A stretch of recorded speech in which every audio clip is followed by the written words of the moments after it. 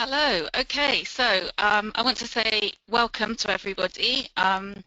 It's a strange experience for me to give a presentation in an empty room, just looking at a camera, but I believe that you're all out there, and I really hope that this is going to be useful to help you to prepare for coming to join us at Bournemouth University, most of you, I guess, in a couple of weeks' time. I should warn you that this photograph you can see now of beautiful Bournemouth Beach is maybe not an accurate representation of exactly what you will see when you arrive in January in Bournemouth. But as Hannah said, it is a really nice sunny day here today, but it's quite cold, so not so many people in the sea at the moment. Briefly, Hannah mentioned these things, I think. This is what we're going to cover during this presentation today, and then you will have questions, the opportunity to ask questions at the end if you want to. So we'll be talking about planning your journey, about arriving in the UK, how to get to Bournemouth, a little bit about our meet and greet service. We'll be thinking about your induction, what you can expect from the university in terms of preparing you for the beginning of your course. And we'll also be just thinking in general about some of the different types of student support which are available to you here at the university, really just to reassure you that any questions or problems or issues that you might have whilst you're here, don't worry, there's plenty of support available to help you, and I'll be explaining that in a little bit more detail. And I also want to just finish by talking about some of the different free time activities that you can get involved with at the university and also in the local area around Bournemouth. So that's something fun for you to look forward to. Okay, so first of all, I wanted to say that throughout this presentation you will find hyperlinks. As Hannah said, she's going to email you this presentation after the webinar. So any of the links which you see in the presentation that are underlined in blue there, you should be able to click on to access the relevant sections of our website afterwards to get all the detailed information. On the website currently you will see, if you haven't already looked at it, a welcome guide. Now we write this particularly to help students before they arrive in Bournemouth with all of the preparations to help you to understand what to expect from your time at university here, and also some practical information about life in the UK, life as a student, things that you need to know about accommodation and things like that. So it's really, really important. We designed this publication especially to help you. You can download it from the website or read it on the website, and we would really, really encourage you to do that before you arrive, and maybe you might need to refer to it again during your first few weeks that you're here. So please do take some time to have a look at that to help to prepare yourself. So arriving in the UK, I guess many of you are overseas in different countries around the world at the moment, and you will probably be arriving in the UK in the next couple of weeks. The most common weekend when our students arrive who are starting courses in January is the weekend of the 23rd and 24th of January. So for that reason, because that's the timing when most students come, that's the weekend when we run our airport meet and greet service. Now the way that this works is, I want to be clear that it's not a transfer service. We're not providing accommodation for you. We're not providing transport for you, but what we will be doing is meeting you at the airport. So we'll have members of staff at Heathrow Airport, and we will meet you, make sure that everything's okay, make your journey through the airport and onwards to Bournemouth as easy and smooth as possible for you. So we'll make sure that you understand where to go to buy a bus ticket or a train ticket. We'll make sure that you get on the correct bus, and also importantly, if there are other students who've maybe arrived at a similar time to you in the airport, our member of staff will know and hopefully introduce you to each other, so maybe you can travel together. So it just will make your journey a little bit easier. So if you are planning to arrive over the weekend of the 23rd and 24th of January, and you'll be coming to Heathrow Airport, which is again the most common place for students to land, then please register for that service. There's no charge involved, but we do need to know who you are. We need to know your flight details, what terminal you're landing in, so that we can make sure that we're there to meet you. So you just need to go to our website, the link is there on the screen, and just give us your flight details and your name, and then we'll make sure that there's somebody there to meet you. We'll be there from about 7:30 in the morning until 3 o'clock each day. So for most people that will coincide with the timings of your flights. If you're arriving at a different time, or maybe you're arriving to a different airport, then we won't be there to meet you, but we can still help you with information about how to travel to Bournemouth, and normally that's much easier than you would imagine. So if you have a look at our website, there's information there about how to get to Bournemouth from all the different airports locally and in London. And if you have any questions about that at all, just contact us and we'll give you a bit more detailed information about what your best travel options are. So if you choose not to use our meet and greet service for whatever reason, for most people, regardless of where you come into, the best way to get to Bournemouth is National Express. That's the national coach or bus company in the UK. The website link is there, and for most people that's the cheapest, easiest and most convenient option. So they run very regular buses to Bournemouth from all the different airports. Some students prefer to maybe take a taxi. Sometimes I know your parents might feel more comfortable to know that they've booked a taxi transfer and there's going to be somebody there to meet you. Now if you do that, there's a link there for a company that the university sometimes uses. We will not help you to organise this. You need to arrange that yourself, but we would really recommend that you do that in advance and that it's booked and paid for. It is much more expensive and not as safe to try to rely on a taxi that you're just going to find when you arrive at the airport. So we would really recommend that you book that in advance if that's what you want to do. But to be honest, it's not really necessary. The bus services are very good in this country, and there should be no problem to travel with National Express. The website link is there, which has got a lot more details about travel and transport. So, some other things to think about in terms of planning your journey. First of all, think about the weather, especially if you are currently, lucky you, in a very hot country. You might need to think about preparing to bring some warm jumpers, definitely a coat, waterproof coat, some warm waterproof shoes, and maybe a few jumpers and just things to keep you warm in the winter. You're probably arriving, if you arrive in January, at the coldest time of year. Now the good thing for you is that means the weather is only going to improve and get better from that point onwards, but it does mean that you need to be prepared if you're coming from somewhere very hot, because that can be a shock to students in the beginning. It's very unusual for it to go below about 5 degrees here, in Bournemouth especially, because we're in the south and close to the sea, but it's quite often very rainy and windy, so that's just things to think about in terms of planning what clothes especially to bring with you. But don't forget, there's plenty of shops here, so you don't need to bring absolutely everything with you. It's easy to find places to buy cheap clothing and shoes and coats when you get here too. So, but just maybe bring something warm with you. It's also a good idea to bring something maybe to remind you of home. I think when you're packing and you're thinking about what to bring in your suitcase, it's easy to think about all of the practical things, but actually those things, it's easy if you forget them. It's easy to buy those when you get here. But what many students sometimes don't think in advance to bring is mementos of home, things to remind you of home, and maybe things to help you to share your culture with us when you get here. So it's really great if you can bring anything traditional from your country, to remember to bring some photographs with you, to remember to bring, you know, your favourite music and all that type of thing, which maybe it's not always going to be so easy for you to get once you get here.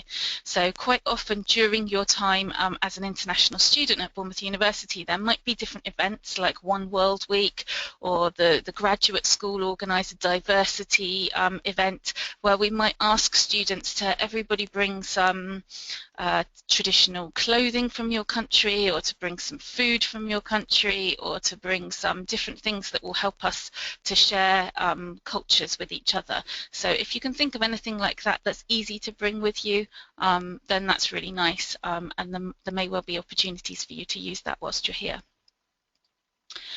Don't forget that there will be a limit on the luggage for your airline, so it's really worth checking. It does vary from airline to airline how much luggage you're allowed to bring, and often it's very expensive if you exceed the luggage limit. So a much better option, if you need to bring more than the luggage limit, is to bring with you the essential things and maybe leave a box packed with your family at home, and when you've arrived and you've moved into your accommodation, ask your family to ship that box to you. There isn't anywhere at the university where we can store boxes that arrive before you do.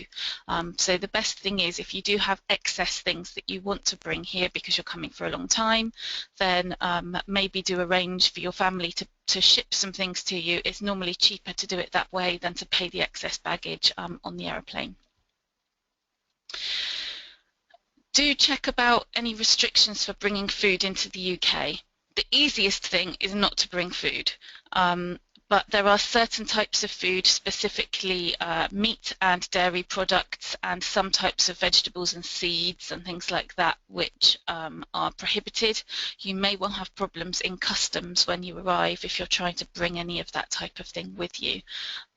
So I know sometimes it's tempting, especially people's mums generally want to send them off to the other side of the world with lots of food in their suitcase, but it sometimes might cause you problems when you arrive at the airport.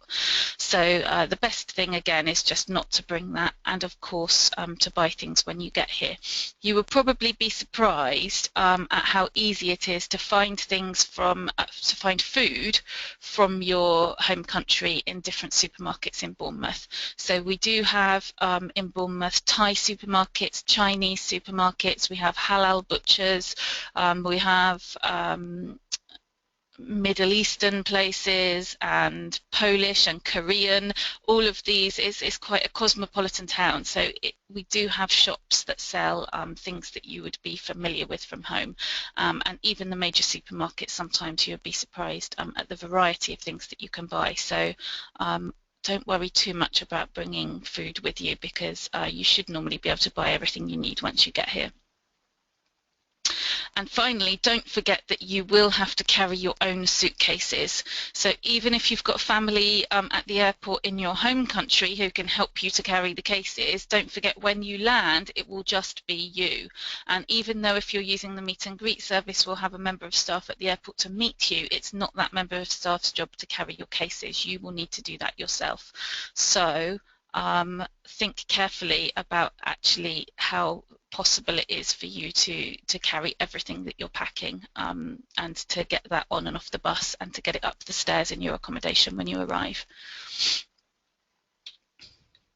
Okay, so a few things about induction and orientation. This is really about what the university will do to help you to settle in and to help you to start your course and give you all of the information you need about academic things and about life in Bournemouth when you first arrive during the first week or two.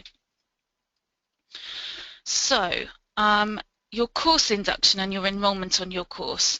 You should have already received an email from us which tells you, first of all, where and when the first session for your course is. For most students, the first session is the enrolment session. That's not always the case, but you should have received an email from us telling us the first thing that you need to attend and the location of that. Make sure you know, because that's really important. After that, everything else will fall into place. Make sure that you understand how you are going to get there. So maybe one of the first things you need to do when you arrive is to check what's the location of that first session, which campus is it on, do you need to get the bus there, if so, which bus do you catch, what time's the bus at. All of those are types of things that you need to work out, because that first session will be really, really important for you. Also, for your enrolment session, there will be certain documents that you need to bring with you. So normally we would ask you to bring your passport or national identity card for identification. We'll ask you to bring with you probably your offer letter or qualifications, so certificates from previous studies. There might be various other things that you've been required to provide to do with your course. So all of that information will be in your welcome email. Make sure you read it and make sure you have those documents with you, then everything should go smoothly. So once you've enrolled on your course, we'll give you your student ID card, which also acts as your library card. And you should also be given, normally at your course enrolment session, a timetable which will explain to you all of the other sessions that will be happening.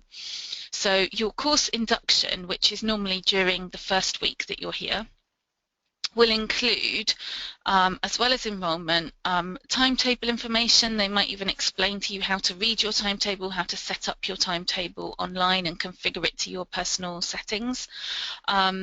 It will include definitely introductions to the staff, both administrative staff in your faculty and of course the academic staff who will be teaching you. It will normally include some kind of IT induction where they explain to you how to use the university computer system, how to log into our virtual learning environment, which we call MyBU, how to access your lecture notes online, all of those types of things, and an introduction to the library so that you understand how to take out books from the library and how to access all of the thousands of e-journals and online resources that are available through our library at the university. So all of that will be explained to you during your first week. As you can imagine, that's really, really important for you to be able to be a successful student here. So please try to arrive in time to take part in all of those activities and make sure that you attend them, because it's really important to help you to start your studies in a really positive way. On the Thursday of your first week in January, we will have an International Orientation Day. So I organise that in order to help international students to get all of the extra information that maybe you need that perhaps British students don't normally need. This will include a tour of the campus. So many of you, I know, will probably be studying in the EBC, the Executive Business Centre, which is on our Lansdowne campus. That's got great facilities, and if you are studying there, you'll have obviously a tour and an introduction to all of that as part of your faculty induction. But we also want you to come up to Talbot campus and have a tour of that campus so that you're aware of all of the facilities that are there that you can access as well. So the Orientation Day takes place on Talbot campus. We'll start with a campus tour. We've got various lectures and workshops throughout the day, which you can see listed there on the screen. So these are things really just to make sure that you've got all of the information you need. We don't normally go into lots and lots of detail, but we want you to understand about the different support that's available and the different facilities at the university for you. Also, what's really fantastic on the Orientation Day is we get some of our current international students to help us. So they will be giving the campus tours. You'll get a chance to meet them, ask them what it's like to be a student at Bournemouth University. And also in the afternoon, they're running a student panel for us. So there will be no staff there. We'll just introduce it and then leave you with probably 6 or 8 of our current international students from different faculties, different nationalities, who you can ask questions about their experiences as a student here, and they can share with you some of their advice based on their own experiences of when they were new students. So that's usually something that's really enjoyable and very, very useful to you. Also, the Students' Union, which we call SUBU, the Students' Union will also be involved in that Orientation Day, and there's an opportunity for you to go over to the New Student Centre and meet them and get involved with some taster activities to do with clubs and societies, volunteering, and find out a little bit more about all of the different really fun extracurricular activities that SUBU can help you to get involved with. And most importantly, in the evening on that Orientation Day, we've got our welcome reception for all of our new international students. We really, really hope that you're going to join us for that. So I'm going to tell you a little bit more about that now. It starts at 5:30. So you will be on campus all day on that Thursday, attending the various workshops and things. We make sure you get a good break for lunch and plenty of coffee to keep you going. And then at 5:30 we'll start our welcome reception. So we give you a lovely dinner, drinks, alcoholic and non-alcoholic, and plenty of members of staff from around the university who will come and join you for dinner. You can see a photograph here of the event last year. And it's a really, really lovely evening where you can relax, enjoy some food and drink, meet some members of staff, meet other students who are studying in your faculty, and really just celebrate your arrival at the university. So the Vice-Chancellor and the Pro-Vice-Chancellor for Global Engagement will normally come along to that event and give you a welcome speech, and then the rest of the evening is very relaxed and really enjoyable. You don't need a ticket, you just need to come along at 5:30 on that evening, and we're really, really looking forward to it, and we hope that you'll all be able to join us. So I said I was going to summarise some of the different support that's available to you at the university. There is so much support available to you that it's really not possible for me to tell you all of the details now. But what I want you to understand is that it's very natural now before you arrive that maybe you've got some concerns about how am I going to cope living in a different country, how am I going to cope with my studies, is it going to be okay? Am I going to be homesick? Is my English language going to be good enough? All of these things are completely natural things that I'm sure many of you are slightly concerned about right now. What I want to say to you is all of those things are things we can help you with, and there's plenty of support available to you at the university. So you just need to ask, and somebody for sure will be able to help you with all of those things. So I hope that that helps to put your mind at ease. In summary, we have a fantastic service at BU called Ask BU. This is the team that I work very closely with in the university, and the Ask BU advisors can help you with all kinds of general information about the university. Basically, if you have a question and you're not sure who's the right person to ask, go to Ask BU. You can contact them in person, face-to-face when you're in Bournemouth, or you can contact them by email, or you can contact them on the telephone, and they work every day, all day, except for at the weekends. So they're always available to you to help. They can help you with things like letters, if you need a letter to prove you're a student, maybe to open a bank account, for example. They'll replace your ID card if you lose it. They can reset your computer passwords, all of these small practical things that help to make your life easier. They also have a specialist team who will help with anything immigration related. So if you need help or advice about your student visa, we have specialists within the team that can help you with that. We also have financial specialists that can help you with information about bursaries, scholarships, and anything else finance related. And in general, they will be able to, if they can't answer your question themselves, refer you to somebody in the university who's the right person or the right specialist to give you the help that you need. So as I said, always your first port of call if you're not sure who to ask. And they are super friendly and helpful always. The contact details are on the screen there. They're also in the welcome guide. They're on the website, so really easy to find them and contact them when you need to. We also in the university have a service called Student Wellbeing.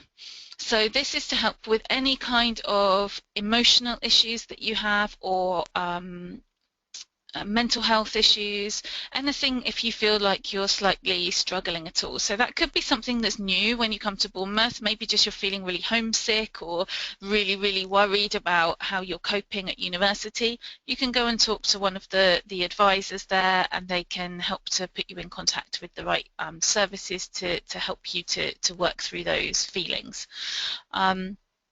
Also, if you're aware that you've got ongoing mental health issues, maybe that's something that you've experienced previously, maybe make contact with them when you arrive. They can make sure that you are linked up with the necessary support services here in Bournemouth to support you when you need that support.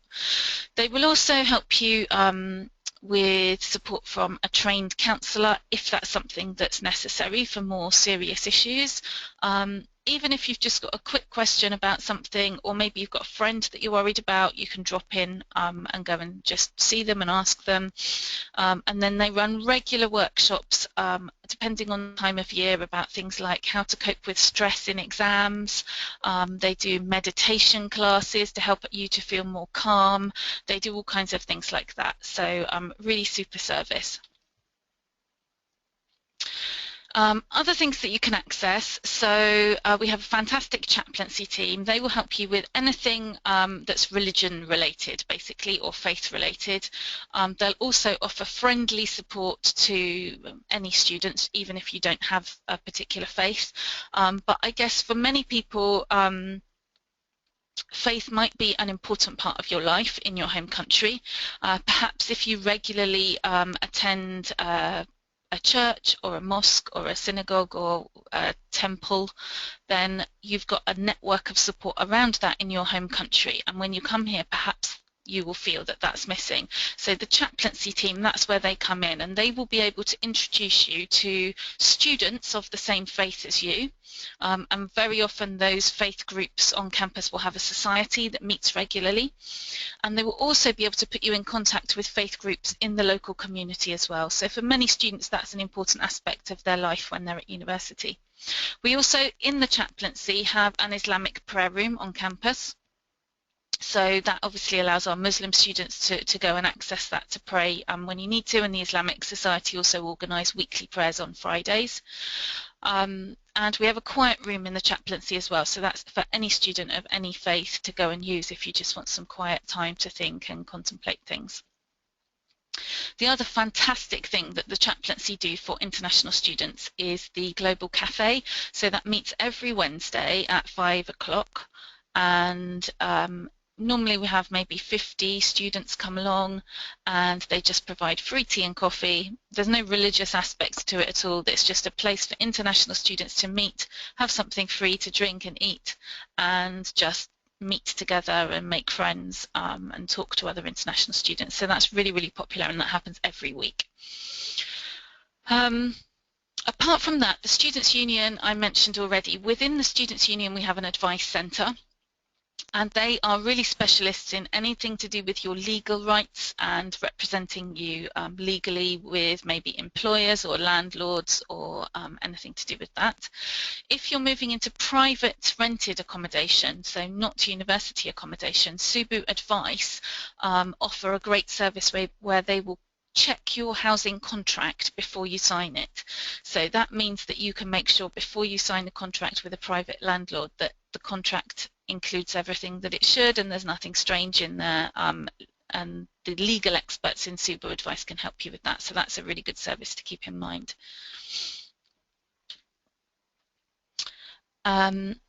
Language support. So I know this will be something that many of you are thinking about. Within your faculty, connected with your course, you will probably have some English language support for international students, and there'll be an academic there that can help you with those things, like structuring your essays, using appropriate academic language when you're writing, all of those types of things. In addition to that, for all students in the university, regardless which faculty you're studying in, we have a language advisor called Paul Barnes, and he is based within our library. He will see you for individual one-to-one appointment for more general issues to do with English language.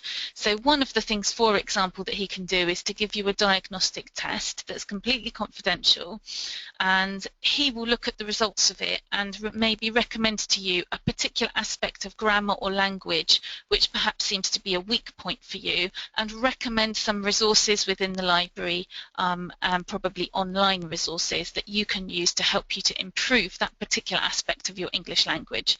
So I think that's a really, really useful service, and he is really friendly and supportive. Many international students will go to see him for one-to-one appointments just to get some advice about how they can improve their English. He also is the person that manages the English Lab, which, as I said, is mainly online resources that will help you with all those different sorts of things. So if you have a look on the language web pages, which the link is there, you can find more information about that. So, free time activities, when you're not busy studying, maybe doing your part-time job or whatever else you're doing, there's plenty to do at Bournemouth University and in the local area that will really help you to enjoy your time here, because we know you're coming here to study and your studies will be your top priority. But of course, we also want you to enjoy yourselves, and we know that if you sometimes take time to relax, you will probably be more productive and more successful in your studies. So it's really important sometimes to take a little bit of time out from your studies at the weekends, do something enjoyable, get some fresh air, go outside, and really make the most of being in the UK, being in Bournemouth, in this fantastic location in the south of England. So that's what I wanted to tell you a little bit about now. The Students' Union has loads of different things that you can get involved with. So within the Students' Union, there are about, I don't know, between 50 and 100 different clubs and societies that you can join. So those vary from different sports things like horse riding club, snowboarding society, rowing, surfing, all these different types of sports. Could also be things like the Debating Society, the Feminist Society, probably Archaeology Society, these sorts of things that are a bit more academic, and also just really fun things like the Baking Society, which is one of their favourite, most popular societies, where a big group of students get together once a week and bake cakes and enjoy eating them, and sometimes bake cakes for university events and things like that. So the thing is, really, whatever your hobby or interest, or if you would like to take up a new hobby or interest whilst you're here, there will almost certainly be a club or society that you can get involved with that will help you to do that. And the fantastic thing about that is, naturally, the other people who are members of that club or society will automatically have something in common with you. So that's a really great way for you to make friends, especially if you want to make friends with people outside of your course and outside of your accommodation, so to broaden your range of friends. And in particular, for many of the international students starting courses in January, you may find that the majority of other students on your course are also international students. Now that's fantastic in many ways, but I know that lots of you will want to also make friends with British students whilst you're here, and those clubs and societies are a really, really brilliant way of doing with that. So I'd really encourage you to get involved with them. The Students' Union also offer a lot of volunteering opportunities. So through the Students' Union, you can get involved with volunteering for local charities, and this could be maybe on a weekly basis. Perhaps every Wednesday afternoon you go and do 2 hours work for a local charity. But equally, sometimes it's just one day where they might say, we've got a lot of issues in the forest, maybe environmental issues. They need to go and cut down some trees or build a new path in the forest, or go and pick up litter at the beach or something like that, and they'll take a group of students and everyone will go and do a one-day activity and then it's finished. So it's a whole range of different things depending on the time you've got available. The thing that I wanted really to emphasize about this is, although it's fun and it will give you maybe a sense of fulfillment and it's quite rewarding, it's also really, really good for your employability, and the skills that you'll develop doing that will really help you when you're applying for jobs after you've graduated. So often you might be able to find volunteering opportunities that link in some way with your course. So if you're studying tourism, you might be able to find some volunteering opportunities that are linked somehow with the tourism industry in the town. If you are studying accounting, I know an international student a couple of years ago who volunteered just for 2 hours once a week for a whole year. And he was doing the accounts and the bookkeeping for a local charity who couldn't afford to pay somebody to do that. Now, he wasn't qualified yet, but his skills that he learnt on his course helped him to do that, and what it meant was when he applied for a job at the end of the course, he had this experience already that maybe some of the other applicants didn't have, and he was able to secure a really good job when he finished his course, and I'm sure that's in part due to the volunteering experience that he had. So don't underestimate how useful that can be to you. We've also got a really active sports department at the university. So within Sport BU, there are so many different types of activities that you can get involved with.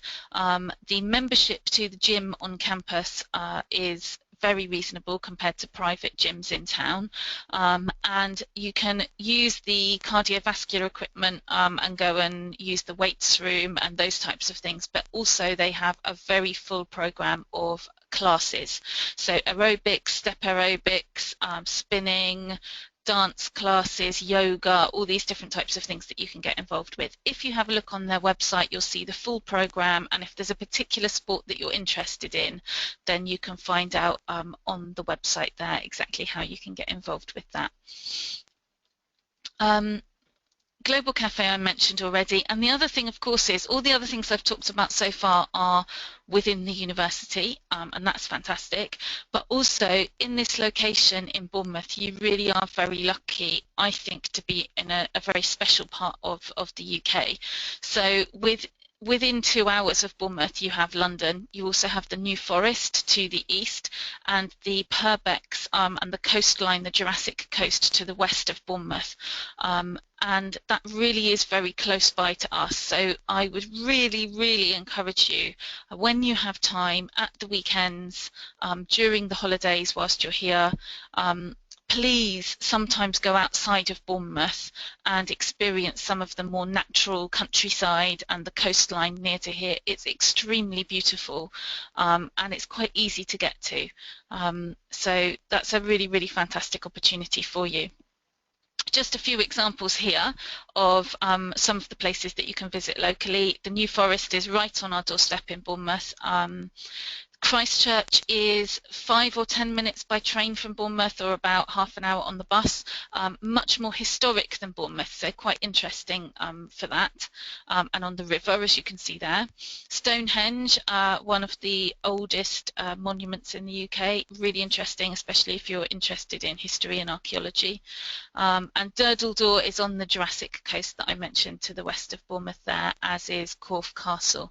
Most international students love Corfe Castle and the village near to Corfe. That photograph is quite a recent photo. That's exactly what the village looks like now, and it really is very traditional and historic, so really interesting place to visit. In order to help you to go to some of these places and to encourage you to go maybe with a group of friends, we organise a whole series of excursions through the year. Most months we have an excursion somewhere that you can join. If you want to buy tickets for any of these excursions, you can do that even now before you arrive on the website, which is at the top of the screen there, or you can buy tickets from the Students' Union reception when you arrive in Bournemouth. So the first trip we've organised, which is the first weekend that you're here, on the 30th of January, is to London. For lots of students I know, if you're new to the UK, that's maybe the first place that you want to visit. We're also going to Stonehenge and Bath on the 13th of February. We do probably twice a year a trip to the Harry Potter studios, which is always really popular, and also to Brighton in February. So you can see just even in the next 6 weeks we've got 4 different trips lined up for you. So I hope that some of you will take advantage of those opportunities. The Stonehenge, they're all full day trips. The Stonehenge and the Harry Potter is a bit more expensive, but that's because it includes the entry fee to the attractions there. So that includes your ticket to go in and look around the studios and everything. And the London and Brighton trips will be just day trips where we take you there on the bus. We'll always give you a guided tour when you first arrive, and so we'll show you around the city, either a tour by bus, or usually in London it's a bus tour and then a walking tour as well if you want to, and always some free time for you to explore the city, do what you want to do, go shopping, go to museums, and then we'll meet you at the bus and bring you back to Bournemouth at the end of the day. So really great opportunities for you there. So I think that that's probably about everything from me for now, and hopefully some of you have got some questions for me, and it would be good to hear from you, and I'll hand back to Hannah to coordinate the question and answer session. Thanks for listening.